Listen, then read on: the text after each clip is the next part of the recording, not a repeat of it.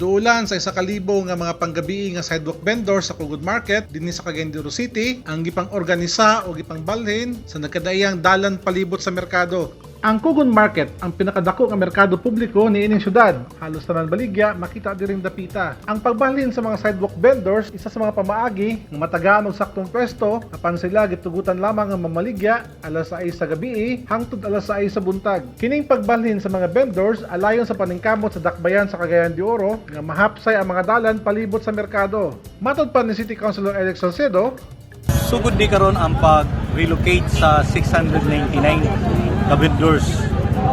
Kay dili tanan-tanan mo kuno siya is 1,734. Di man nato madala tanan. Kasi gradual na to.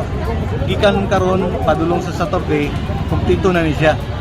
Karon ang vegetable, fruits o kini food cart mo'y una na to nga nagkapat sila og 699.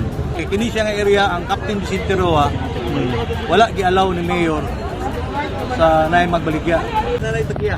apan matod pa sa mga vendors nga dili klaro ang patakaran sa syudad kabahin sa pagbalhin kanila ngadto sa nagkadaiyang dalan. Ang mga vendors ang naghangyo nga unta sa kanhin nila gipwestuhan, dili na kini pwestuhan sa laing vendors nga namaligya og susama sa ilang baligya. Bobby Lags, Newsline Philippines, Cagayan de Oro City. Stay safe.